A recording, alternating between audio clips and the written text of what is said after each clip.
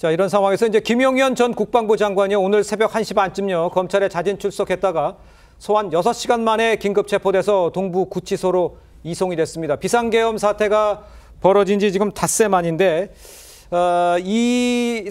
조사는 어떤 식으로 이루어질 건지 먼저 강성필 의원께서 얘기해 주실까요? 네, 일단 이제 대통령께서도 이제 내란죄 피해자 참 이런 말씀 드리기가 민망하지만 어쨌든 대통령께서 계엄군을 사실상 직접 지휘를 하면서 헌법기관인 국회와 선관위를 무력화시키셨습니다. 네. 여기에 대해서 김용현 전 국방부 장관이 어떤 역할을 했는지 그런 것들을 밝혀야 될 것이고 이런 것들은 이미 어떤 특전사령관, 수방사령관들의 전화 통화라든가 어떤 인터뷰에 대해서 대략적으로 이제 밝혀진 바가 있기 때문에 네네. 저는 일종의 사실관계를 확인하는 과정이 중요하고요. 그다음에 다른 추후 관련자들을 빨리 압수수색하고 인신을 좀 확보를 해야 된다 이런 생각합니다. 알겠습니다. 송국권 네. 평론가님. 일단 김용현 전 장관에 대한 수사는 통상적인 거하고 완전히 다르죠. 네. 통상적인 일단 이제 내사를 하고 그다음에 압수수색을 하고 압수수색한 것을 분석을 하고 영장을 청구하고 하는데.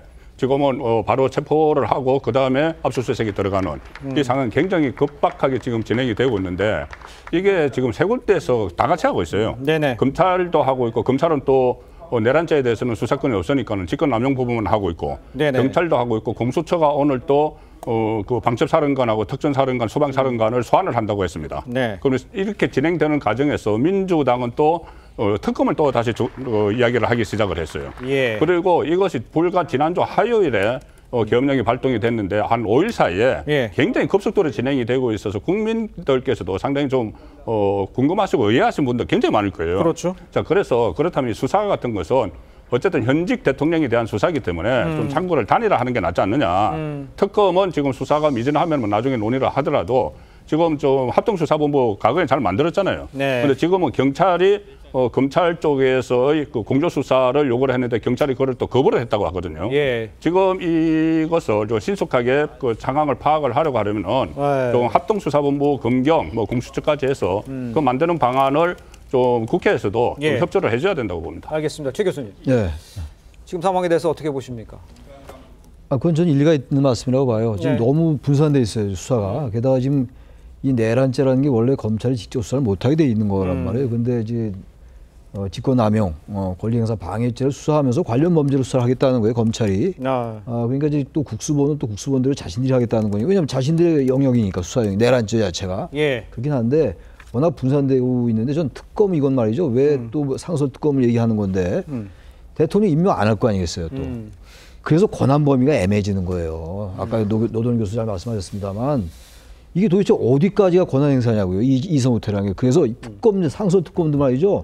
만약에 해도 대통령이 상설 특검을 임명하는 거 아닙니까, 결국? 네. 근데 그거 대통령이 권한 행사 못하면 그 총리가 임명할 수 있어요? 안 되잖아요. 그러니까 이건 제가 볼 때 지금 또 민주당이 상설 특검 얘기할 거 아니고 이건 일단 좀 지켜보자. 이게 제가 왜 이 말씀드리냐면 성공한 구태타는 이건 구태타는 아닙니다만 과거 나온 게 있어요. 검찰 그 수사가 성공한 구태타는 처벌할 수 없다. 그러다 나중에 처벌됐죠. 97년도에. 그러니까 이건 실패한 친위 구태타예요. 전 그렇게 나름 규정을 합니다. 실패한 친위 구태타다. 그렇다면 이거는 실패했기 때문에 빨리 처벌할 수 있을 거예요, 아마. 일단 검찰을 믿어보는 것도 괜찮다. 이렇게 말씀드리는 겁니다. 알겠습니다. 김 전 장관은요, 비상계엄 사태를 주도한 이 핵심 인물로 꼽히는데 그날 어떤 지시가 있었는지 한번 직접 들어보겠습니다. 사관님 지시하셨습니까? 병력에 대한 투입 지시는 장관께서 하셨습니다.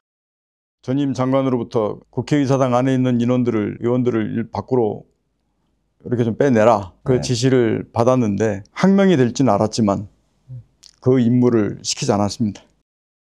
장관님부터 전화가 왔습니다. 다시 폰으로 연락이 오셔서 저 국회로 가라고 이렇게 하셨습니다. 국회로? 네. 자, 특수본이 김 전 장관을 긴급 체포한 사유 가운데는요, 증거인멸 우려도 포함이 되어 있습니다. 특수본은 김 전 장관의 휴대전화 교체로 그동안 김 전 장관과 연락이 제대로 되지 않았던 것으로 지금 알려졌습니다. 특수본, 이 김 전 장관의 휴대전화를 압수를 했는데 증거인멸 의혹에 대해서 어떻게 생각을 하시는지 노 교수님께서는 좀 설명해 주세요. 글쎄요, 저는 증거인멸 의혹이라는 그런 의혹을 받을 수밖에 없고 네네.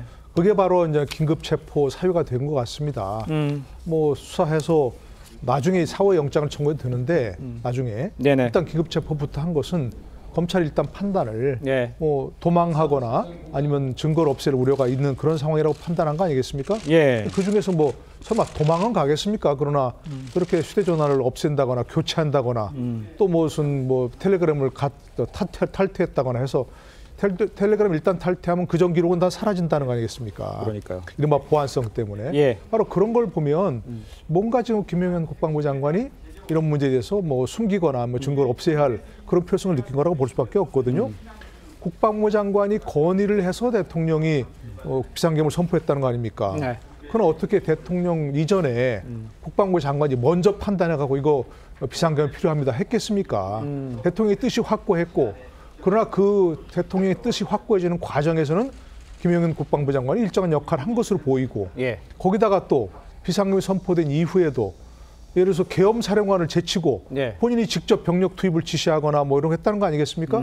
이렇게 보면 어쨌든 대통령이 명을 받았든 아니면 이심 전심 뭔가 이렇게 교감을 했든 간에 국방부 장관이 이 사태에 대해서 핵심적인 역할을 한 것이니까 네. 뭐 구속할 수밖에 없고 그 김용현 장관의 어떤 행적 이런 걸 따라서 수사가 진행될 수밖에 없는 예. 뭐 그런 상황이라고 생각합니다. 알겠습니다.